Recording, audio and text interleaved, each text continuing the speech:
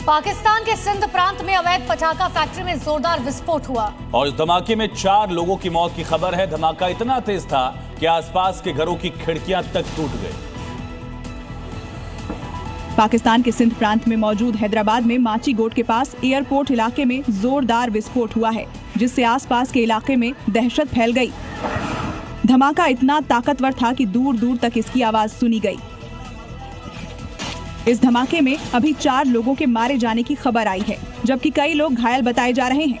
ये धमाका एयरपोर्ट के पास एक अवैध पटाखा फैक्ट्री में हुआ। विस्फोट इतना तेज था कि आसपास के मकानों की खिड़कियां टूट गईं और इलाके में अफरा तफरी मच गई। फैक्ट्री के अवैध संचालन की जांच के आदेश दे दिए हैं। और बड़ी खबर, नौगाम थाने में ब्लास्ट के बाद जम्मू कश्मीर के उपराज्यपाल मनोज सिन्हा ने वरिष्ठ अधिकारियों के साथ उच्च स्तरीय बैठक की। बैठक में एलजी सिन्हा ने नौगाम ब्लास्ट की जांच के आदेश दे दिए। साथ ही कश्मीर में आतंकी नेटवर्क को खत्म करने के उपायों पर भी चर्चा की गई। और दिल्ली ब्लास्ट में जांच जैसे जैसे आगे बढ़ रही है, परत दर परत खुलती जा रही है। सूत्रों के मुताबिक आरोपी मैसेजिंग के लिए एक खास मोबाइल ऐप का इस्तेमाल कर रहे थे और इस मोबाइल ऐप का नाम है सेशन, जिसे प्राइवेट चैटिंग के लिए इस्तेमाल किया जाता है, जिसका इस्तेमाल आरोपी डॉक्टर उमर नबी कार में बैठकर कर रहा था, जिसमें दिल्ली के लाल किले के पास धमाका हुआ था। सेशन ऐप की मदद से अपने सहयोगियों के संपर्क में था।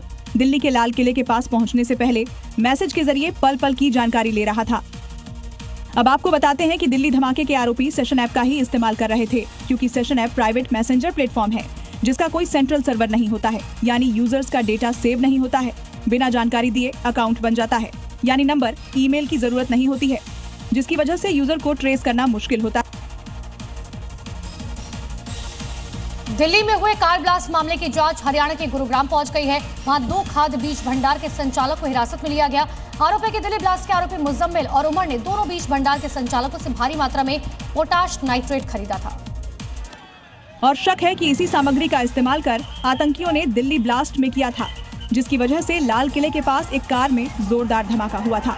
दिल्ली धमाके की जांच में सामने आया है कि दिल्ली ब्लास्ट के आरोपी ने गुरुग्राम से भारी मात्रा में पोटाश नाइट्रेट खरीदा था।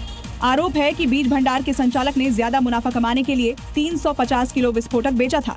आरोपी मुजम्मिल और उमर खुद पोटाश नाइट्रेट खरीदने गए थे। इस मामले में कार्रवाई करते हुए पुलिस ने खाद्य बीज भंडार के 2 संचालकों को हिरासत में लेकर पूछताछ शुरू कर दी है।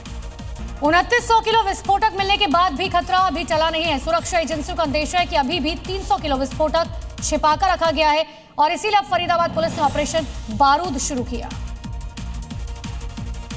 2900 किलो विस्फोटक मिलने के बाद ऑपरेशन बारूद के तहत पुलिस फरीदाबाद में अलग अलग कॉलोनी और गांव में तलाशी कर रही है। गांधी कॉलोनी में पुलिस ने तलाशी अभियान के तहत फैक्ट्रियों और घरों की तलाशी ली। फैक्ट्री में रखे सामान की बारीकी से जांच की तो काम करने वाले हर शख्स के कागजात और जानकारी भी जुटाई। पुलिस ने अपील की है कि बिना जांच के लोग किराएदार न रखें। फरीदाबाद में ही अल-फलाह यूनिवर्सिटी के पास 2 जगहों से अमोनियम नाइट्रेट मिला था। ऐसे में शक है कि आतंकियों ने कहीं आसपास ही विस्फोटक जमा न कर रखे हों। और दिल्ली ब्लास्ट की जांच जैसे जैसे आगे बढ़ रही है, वैसे वैसे नए खुलासे हो रहे हैं। साजिश के जाल से एक के बाद एक पहेली सुलझ भी रही है और एक नई पहेली सामने भी आ रही है। दरअसल धमाके की जांच में 9 से अब तक 5 लोगों को हिरासत में लिया गया। इनमें 3 डॉक्टर्स भी शामिल बताए जा रहे हैं। देखिए, दिल्ली धमाके की जांच अब दिन ब दिन तेज होती जा रही है। जांच हरियाणा के नूह तक पहुंच गई है, जहां से फरीदाबाद क्राइम ब्रांच और एनआईए ने डॉक्टर मुस्तकीम को हिरासत में लिया है। इनमें 3 डॉक्टर और 2 मौलवी हैं। मुस्तकीम नाम का डॉक्टर चीन से एमबीबीएस की पढ़ाई करके आया था, जो फरीदाबाद की अल-फलाह यूनिवर्सिटी में इंटर्नशिप कर चुका था, जिसके फोन में डी गैंग के डॉक्टरों का नंबर मिला। अब एजेंसियां ये समझने की कोशिश कर रही है कि उसके पास नंबर कैसे आया, कॉलेज परिसर में लाई गई विस्फोटक सामग्री से उसका कोई कनेक्शन है या नहीं।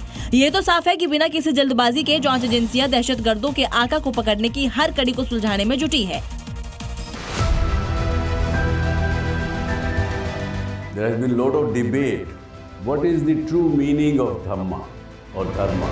आत्मा और परमात्मा के बीच सनातन सेवा का संबंध कायम रहेगा, इसी को कहते हैं सनातन धर्म। Whenever you believe in something, your belief system that works, and then the nature helps. Things may change in my life, but this relation will never change and no power can hinder.